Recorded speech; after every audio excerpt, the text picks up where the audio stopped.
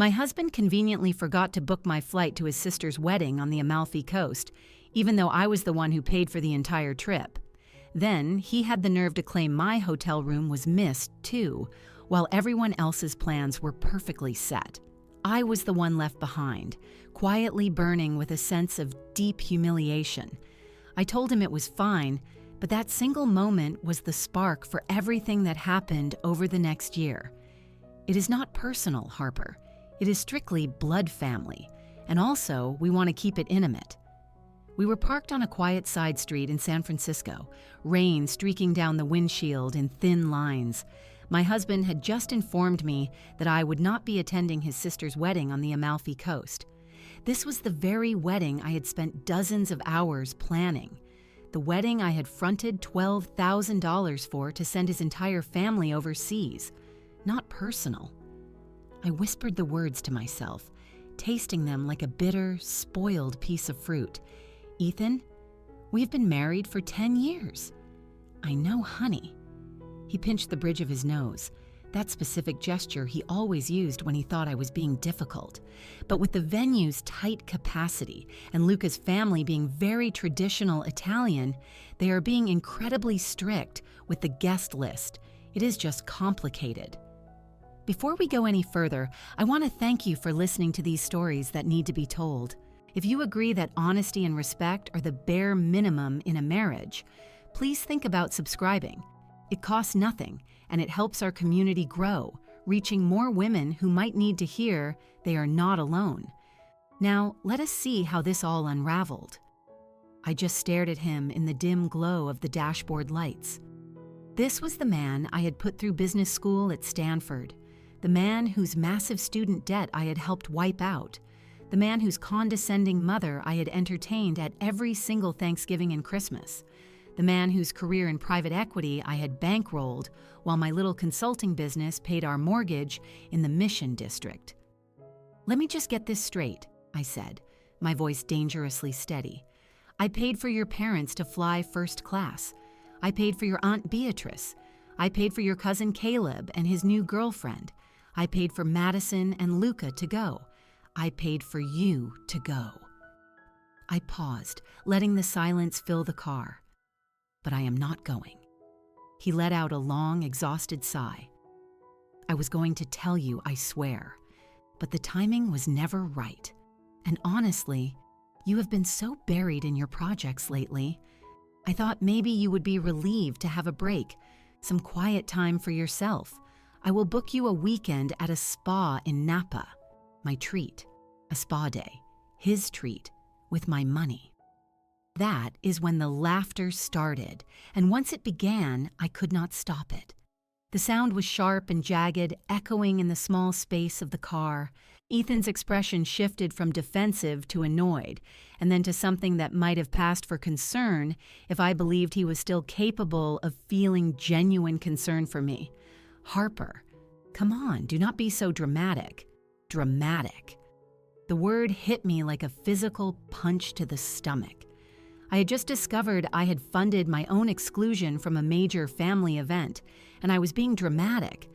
I needed to trace the path back to understand how I ended up in this car, on this street, having this conversation that felt like a scene from a movie about someone else's life.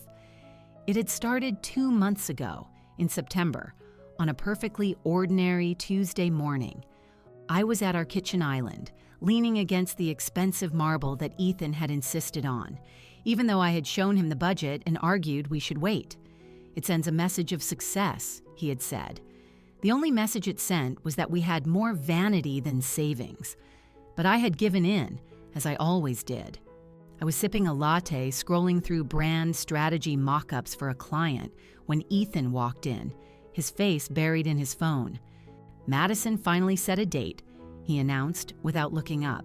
May, the Amalfi Coast. Can you believe she is actually doing a destination wedding? I had smiled then.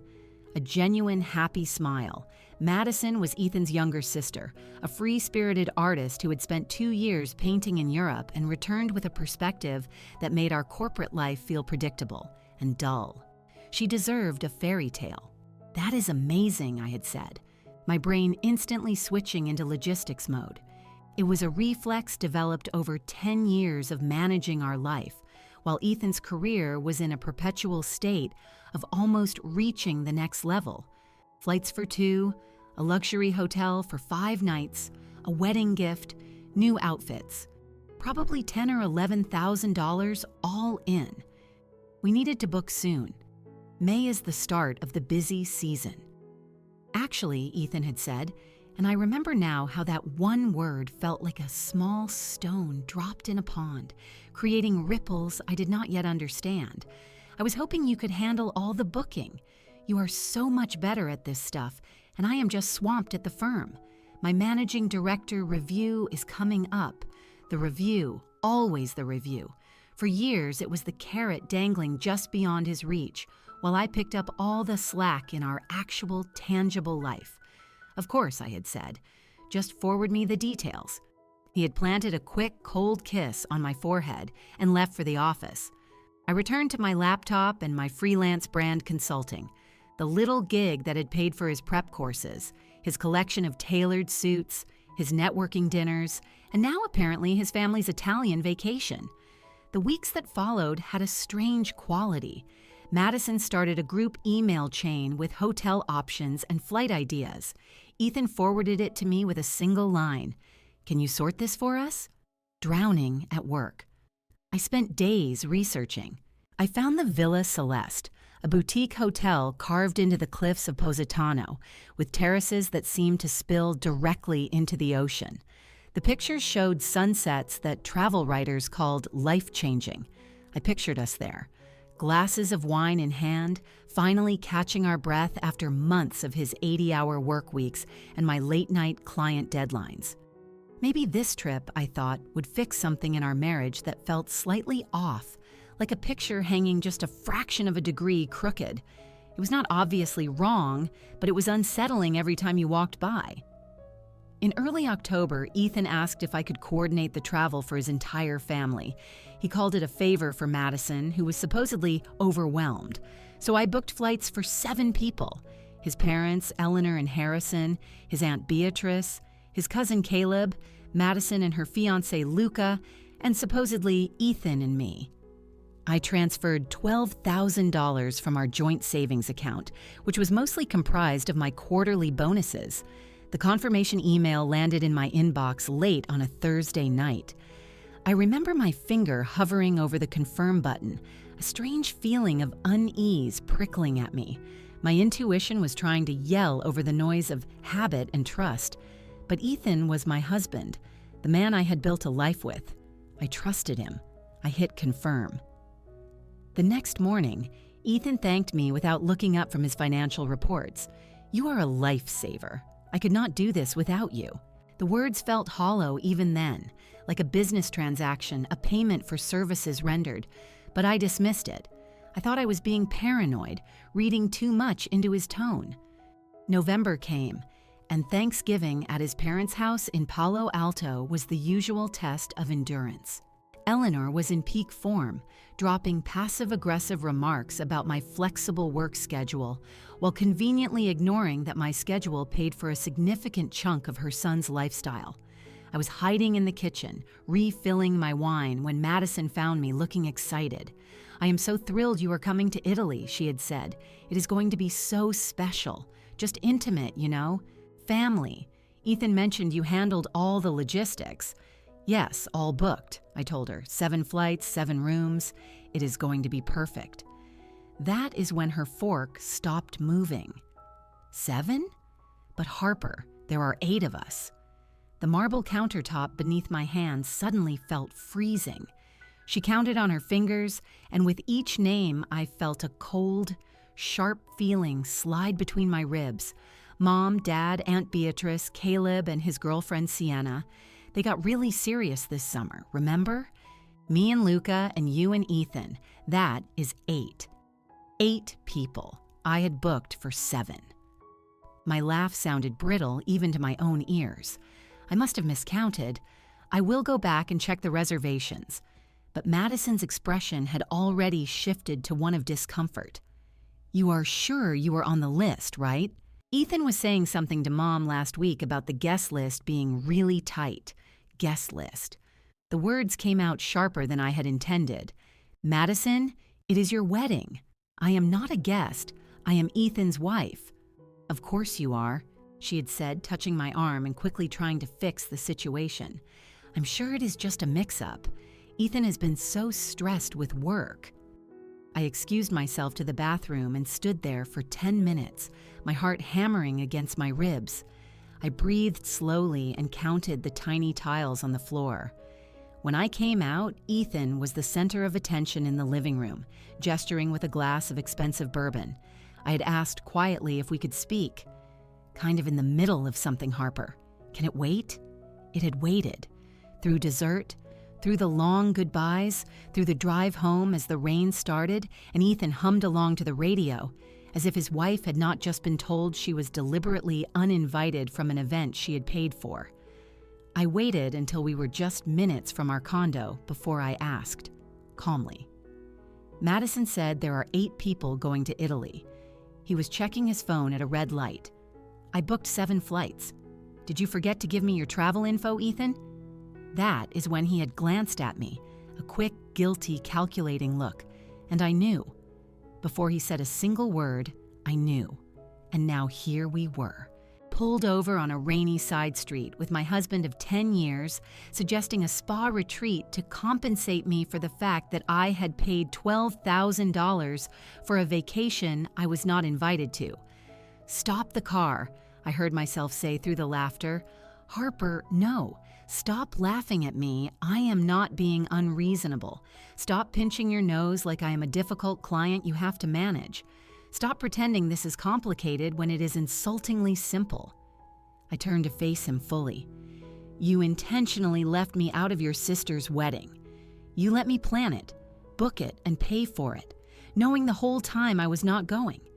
That is not complicated, Ethan. That is monstrous. His jaw tightened. That is not fair. It was not like that. Then what was it like? Explain it to me.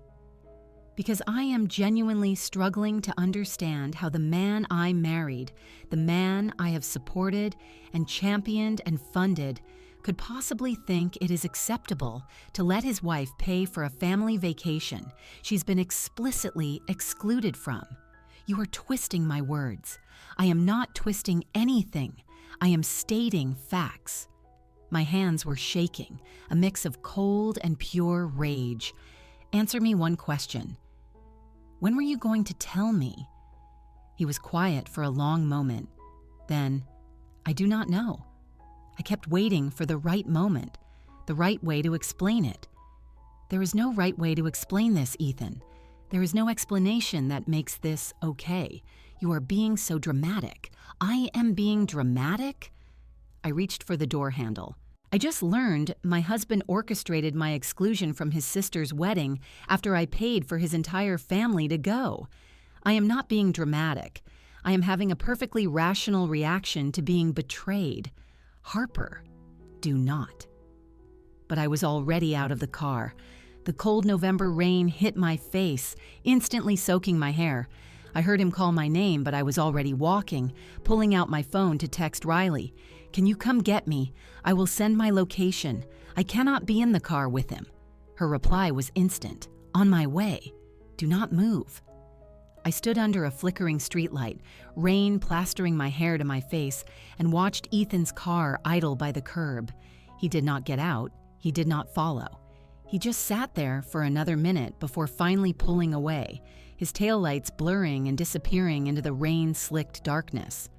My whole body was trembling now.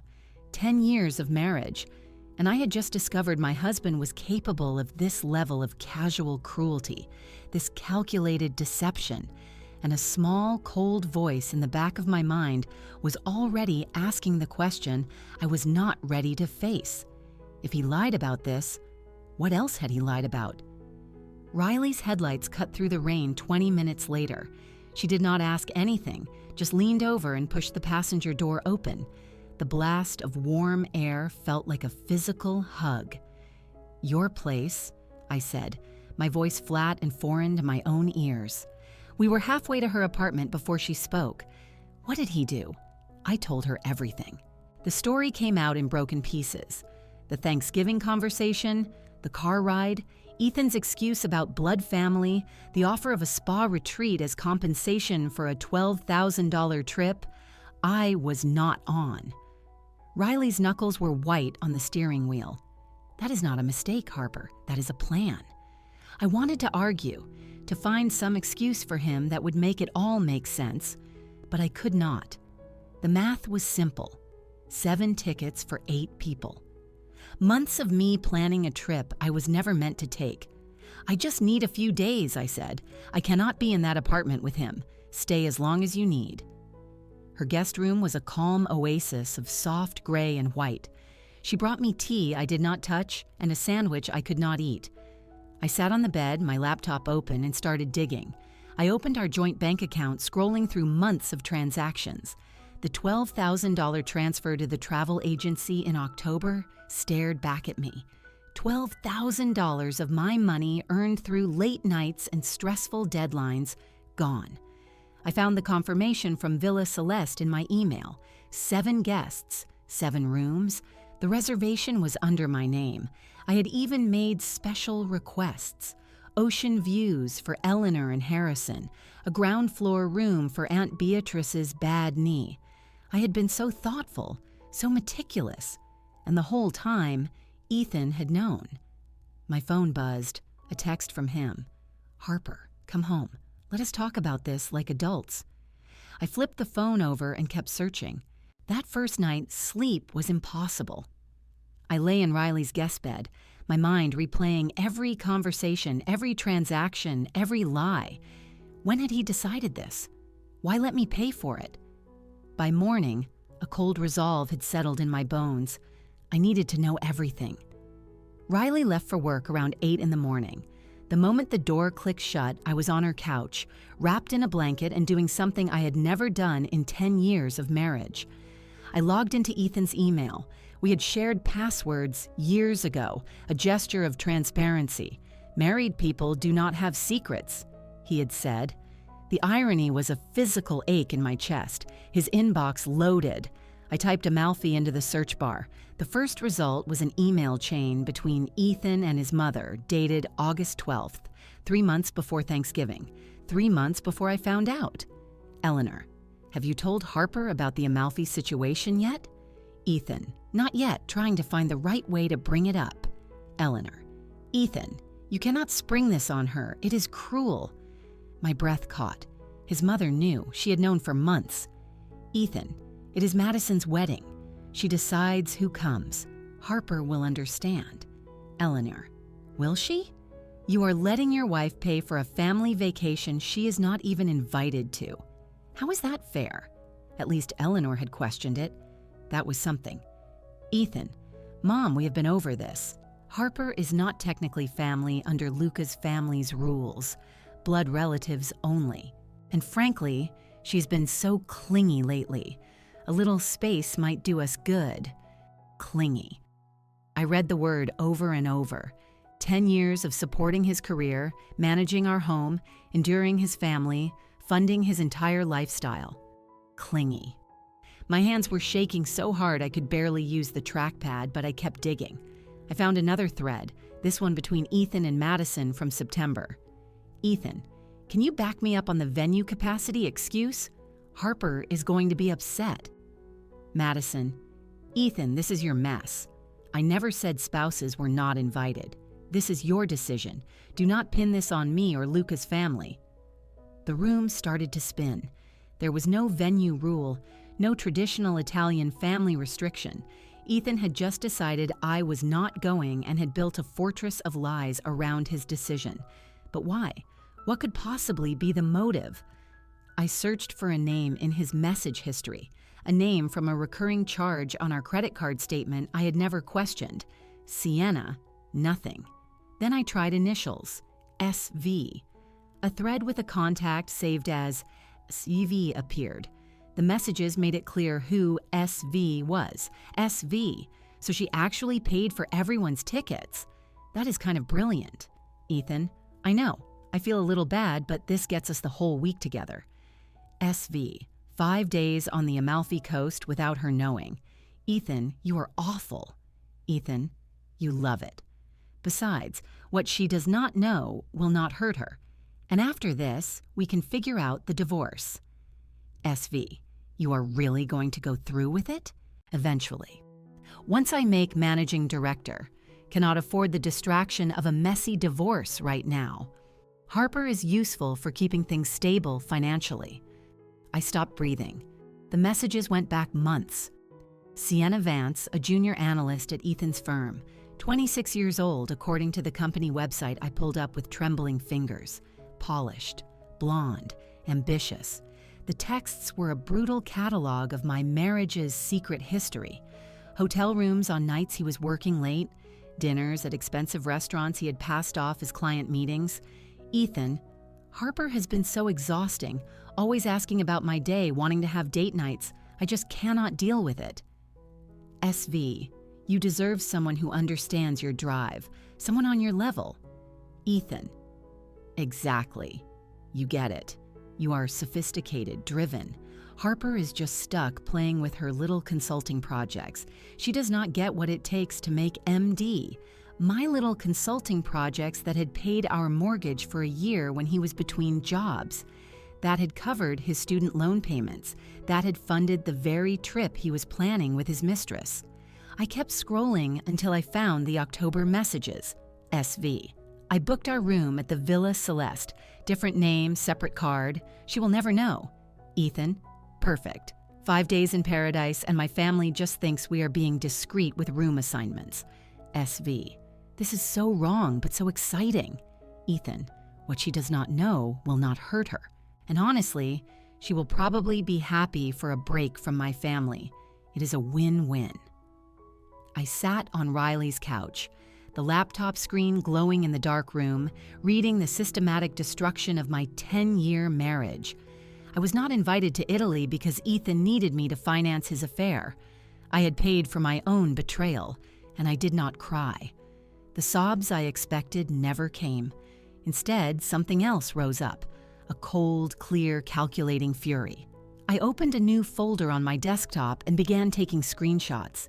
Every email, every text, every credit card charge that did not add up. I documented the $12,000 transfer. I found the separate $6,000 booking Ethan had made for himself and Sienna on a credit card I had never seen before. I built a timeline, March through November, 8 months of lies, itemized and dated. The sun was rising when Riley found me, still on the couch, surrounded by printouts, my laptop open to a spreadsheet meticulously tracking every deception. Harper, her voice was gentle. What are you doing? I looked up, and whatever she saw in my face made her take a half step back. I am building a case, I said, my voice harder than I had ever heard it. Ethan wants to take his girlfriend to the Amalfi Coast on my dime. Fine. I will let him. I will pay for every single second of his romantic getaway. Harper. And then, I continued, I'm going to make sure he pays me back for everything else.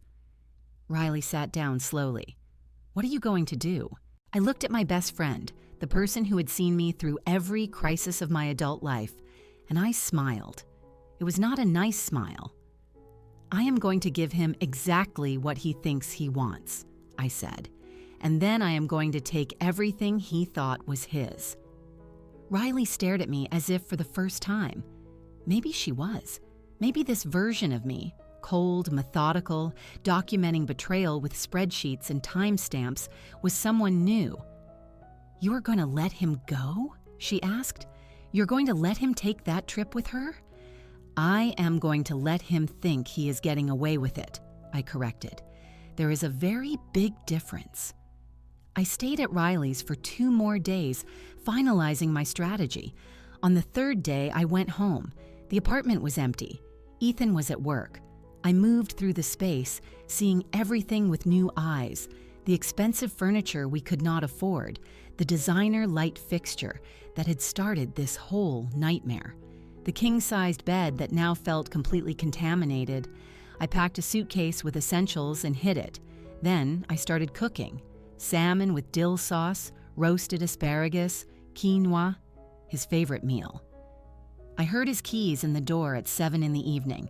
He walked into the kitchen slowly, his face a mask of weary surprise. "You are home." I turned from the stove and smiled. My face felt like a cheap mask. Where else would I be? "I just thought after the other night, I overreacted," I said. The lie was metallic on my tongue. You were right. A week to myself might be nice.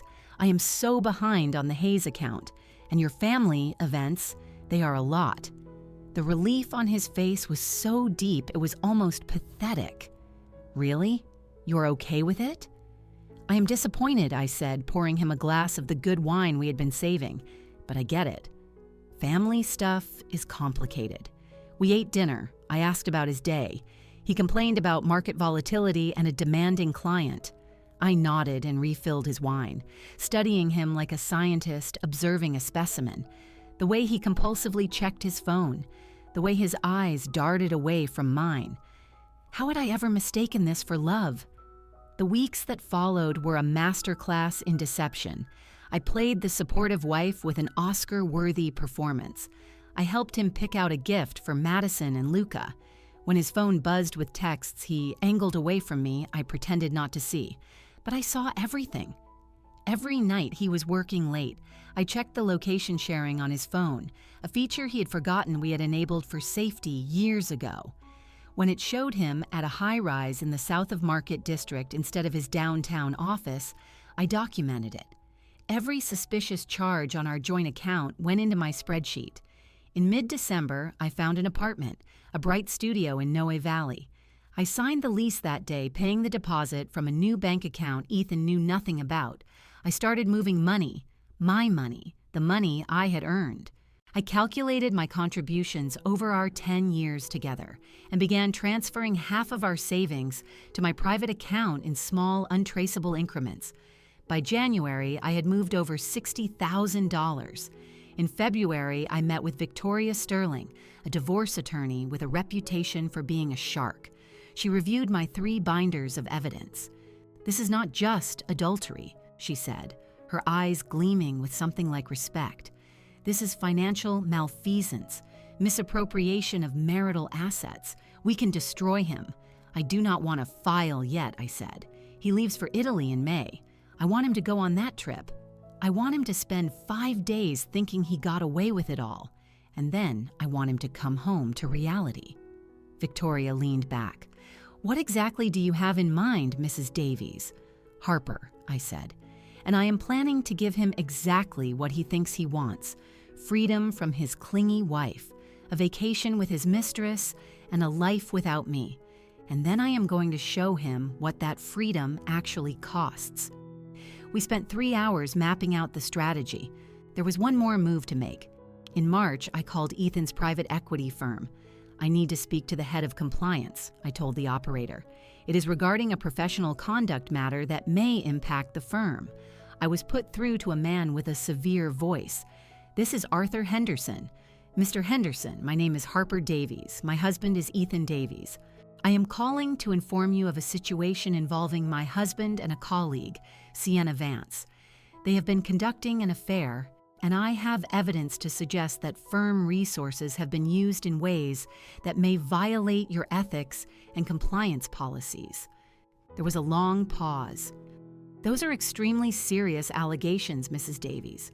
I have documentation," I said, my voice cold and steady. "Hotel rooms billed as client travel, dinners charged as business expenses, a pattern of behavior that suggests a gross misuse of company funds. We will launch an internal investigation immediately. Thank you for your call." I hung up, my hand trembling slightly. That night, I made Ethan his second favorite meal. He complained about a stressful day at the office. I poured his wine and smiled. 43 days until he left for Italy. 50 days until he learned what he had truly lost. The countdown continued. On May 13th, the night before he left, I took him to a wildly expensive restaurant in the Embarcadero. "A special occasion," I said, "to celebrate Madison's wedding." He kept checking his phone, texting under the table. "Just last-minute stuff with my mom," he said. I raised my wine glass. "To getting everything you deserve, Ethan." He smiled, clinked my glass, and missed the ice in my voice completely. I paid the $800 bill with my personal credit card. One last time footing the bill for his life, his alarm went off at 4 in the morning. I got up, made him coffee, and watched him pack. "Have an amazing time," I said at the door. "Give Madison my love." "I will," he said, kissing my forehead. "I will miss you. Maybe book that spa retreat. Maybe I will." The elevator doors slid shut, and he was gone. It was 4:32 in the morning. I showered. At 6 in the morning, I texted Victoria. "He is gone. It is in motion." Her reply was instant. "I will file at 9 when the courthouse opens. You are sure?" "Never been more sure," I typed back.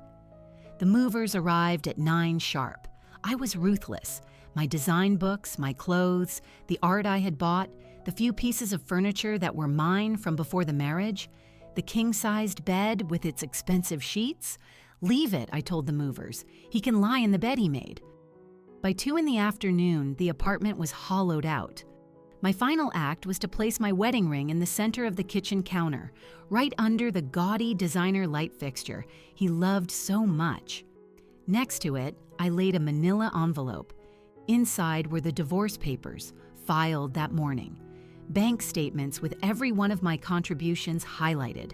The most damning text messages between him and Sienna, and on top, a handwritten letter. "Ethan, by the time you read this, you will be back from the Amalfi Coast. I hope you had a wonderful time. I paid for it after all. You will find divorce papers in this envelope. I filed this morning on the grounds of adultery and financial misconduct. My attorney is Victoria Sterling. All future communication will go through her. Everything left in this apartment is yours. I have taken only what I paid for. I have left you the light fixture. It seemed fitting. I also thought you should know that I contacted your firm regarding your relationship with Sienna Vance and the misuse of company funds. I believe they have opened an ethics investigation. You called me clingy. You said Sienna was everything I am not. You were right. I am not ambitious enough to build a career on someone else's money and lie about it. I am someone who knows her own worth. By the way, I canceled your return flight. It seemed wasteful to pay for it twice. Do not contact me. You made your choices. Now you get to live with them. Harper. I placed my apartment keys on top of the letter. I took one last look around the empty, echoing space, then walked out and closed the door behind me forever. Riley was waiting downstairs. She took one look at my face and hugged me. "How do you feel?" she asked. I thought about it. "Light," I said, "like I have been holding my breath for 10 years and I just remembered how to exhale." My phone started buzzing, an unknown number, then another, then Eleanor's number. I turned it off. "Take me home," I said to Riley, "my real home." And as we drove to Noe Valley, to my new studio, my new life, I felt a sense of peace I had not known in years. The first few days were a blur of unpacking and organizing.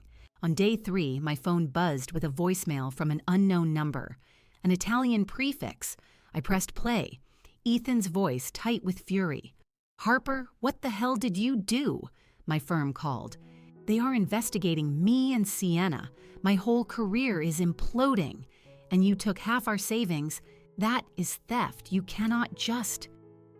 The message cut off. I played it again, catching the sound of Sienna's panicked voice in the background. I played it a third time, then deleted it. He had made his choices. He was now living in the consequences. The next morning, Victoria called. The firm moved fast. The preliminary findings are damning. They found a pattern of him billing personal expenses to client accounts, hotel stays, dinners, all coinciding with Sienna's travel schedule.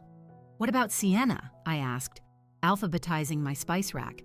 "She is on administrative leave. Her position is precarious.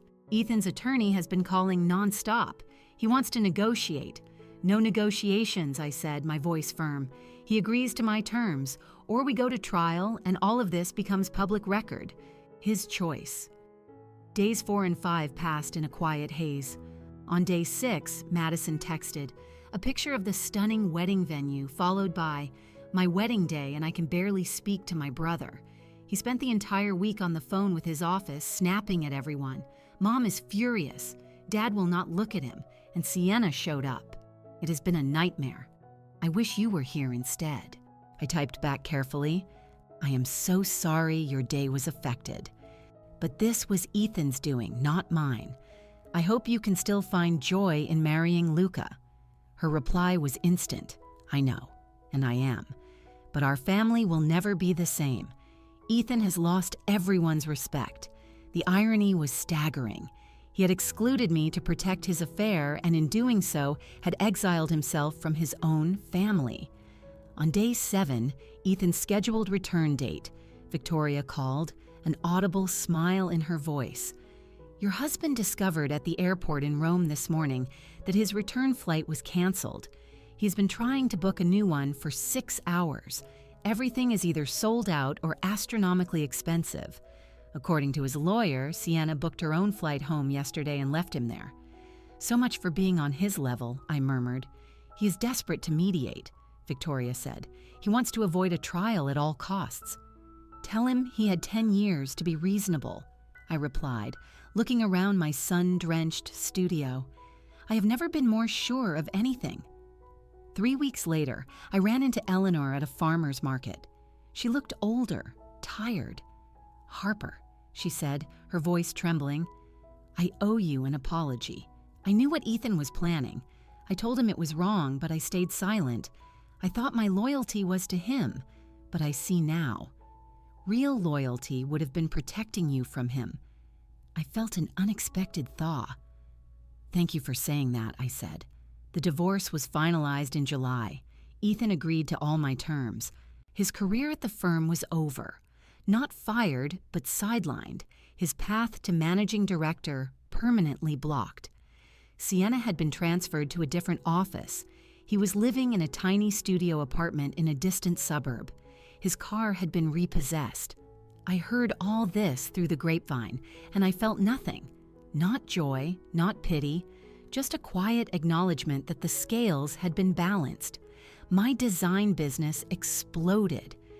It turned out that being unburdened from a man who called my career a little project was incredibly liberating. I hired an assistant, then another. I moved into a proper studio office. I reconnected with Madison, and we built a genuine friendship, untethered from Ethan. 1 year after that conversation in the car, I sat in my apartment, now a space that was truly and completely mine.